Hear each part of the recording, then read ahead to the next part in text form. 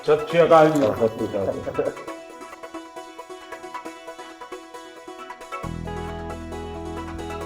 हिंदुस्तान के गांव का एक लड़का जब दुनिया में नाम रोशन करता है तो अच्छा लगता है।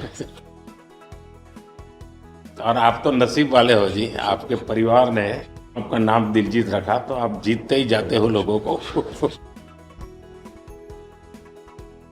हम पढ़ते थे, मतलब ये लिखा हुआ सब जगह और खुद कि मेरा भारत महान। लेकिन मेरा भारत महान मैंने इस टूर में एक्चुअल जाना सर, जब मैं भारत घूमा ना जी पूरा, तो मेरे को पता चला ये क्यों कहते हैं मेरा भारत महान। सचमुच में भारत की विशालता एक अपना शक्ति है जी।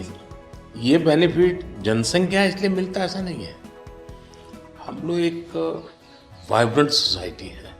आपकी जर्नी से भी सर हम जब देखते हैं तो मतलब आपने कितना अपनी इकाइयों में हिमाचल चले जाना और सब कुछ छोड़ देना और फिर भगवान का इतना आशीर्वाद हो जाना, ये बहुत बहुत मतलब ये भगवान की मर्जी ही है।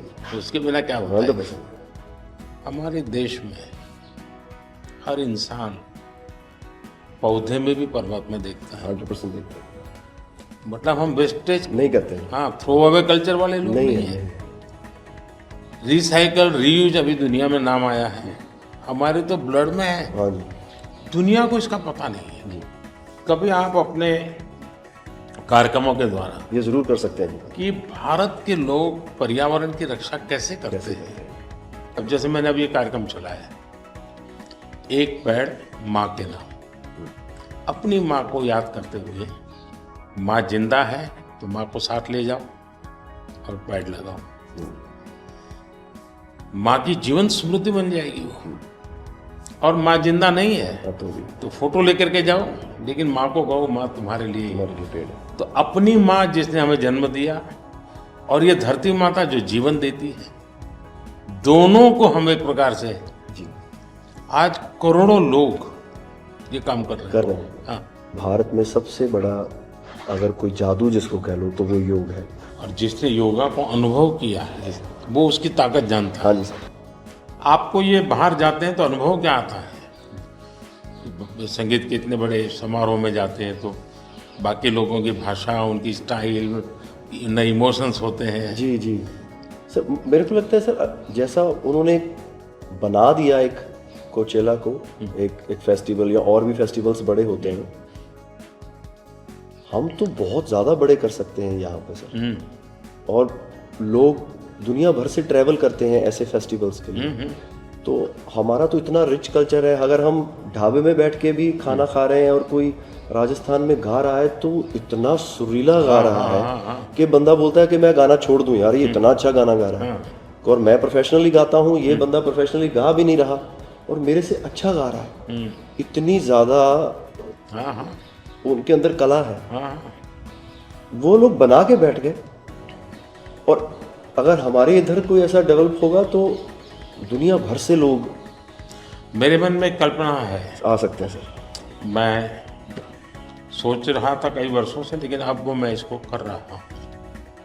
वेव्स, मेरा मत ये है कि इतना बड़ा देश और दुनिया की सबसे ज़्यादा फिल्में यहाँ बनती। हाँ जी सर। दुनिया में सबसे बड़ी क्रिएटिव इंडस्ट्री यहाँ है जी। तो मैं यहाँ वेव्स एक बहुत बड़ा मूवमेंट खड़ा कर रहा हूँ और दुनिया की क्रिएटिव वर्ल्ड को मैं इकट्ठा करने वाला हूँ अप्रैल में जी। अब दुनिया का क्रिएटिव वर्ल्ड का सेंटर हिंदुस्तान। मैं एक बार जर्मनी की चांसलर मर्कल जी, तो हम मिले तो उसने मुझे संगीत का विषय निकाला। तो मैंने उसको कहा मेरे देश में सूर्योदय के पहले संगीत हो ये अलग है और सूर्योदय के बाद अलग उसका है। टाइम अलग है। हाँ जी। मैंने कहा मेरे अलग अलग प्रहर मेरे यहाँ होता है, हर प्रहर का संगीत होता है। फिर मैंने कहा सैड सिचुएशन है तो एक संगीत है, जॉय है तो एक है। तो फिर उनको बड़ा इंटरेस्ट लिया।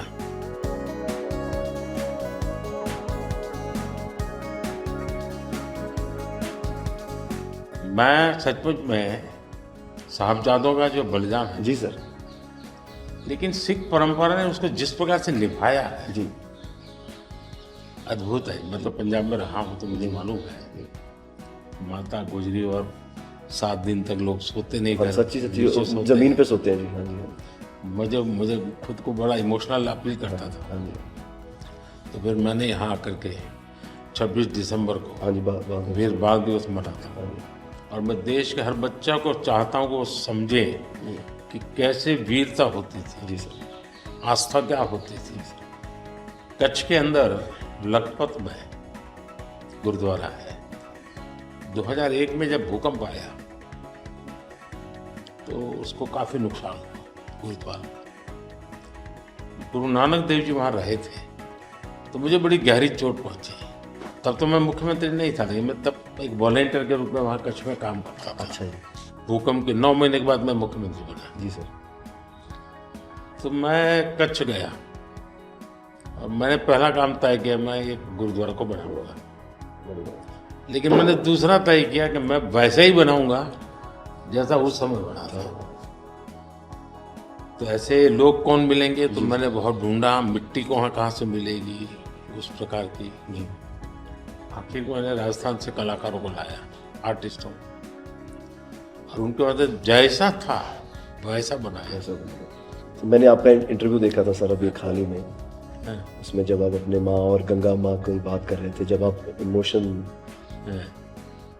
हो गए सर, वो मुझे बहुत टच किया। मतलब वो एक हमारे लिए आप प्रधानमंत्री एक बहुत बड़ा पद है, तो हम शायद एक जो उसके पीछे एक माँ और बेटा और इंसान है, वो कई बार वो निकल जाता है, भूल जाता है, क्योंकि एक औहदा बहुत बड़ा है।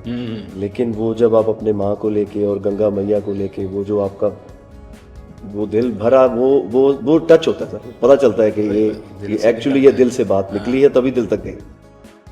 सर ये हमने इंडिया की तरफ से ये पहला सबसे बिगेस्ट टूर हुआ है कि हमने जितने देशों में शोज़ किए, पहली बार स्टेडियम शोज़ किए सर हमने। ये इस साल जैसे टूर कल्चर हमारे कम था, हमारे अहमदाबाद में कहाँ किया हमने? गिफ्ट सिटी में। हाँ जी, हाँ जी, अच्छा। हाँ जी, हाँ जी सर, वो गिफ्ट सिटी भी एक मेरा बड़ा ड्रीम प्रोजेक्ट। हाँ जी सर, हमने सबने हमको बताया सर, हम जब जलेबी फाफड़ा भी खाया और सबने बताया।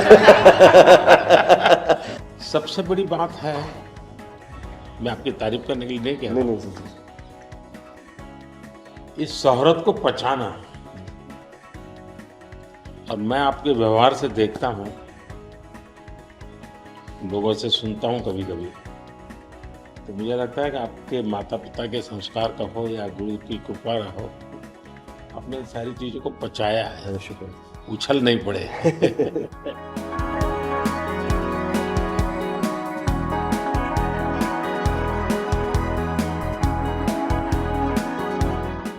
हमसे जुड़े रहने के लिए हमारे YouTube चैनल को सब्सक्राइब करें और नई वीडियो की नोटिफिकेशन के लिए बेल आइकॉन को दबाएं।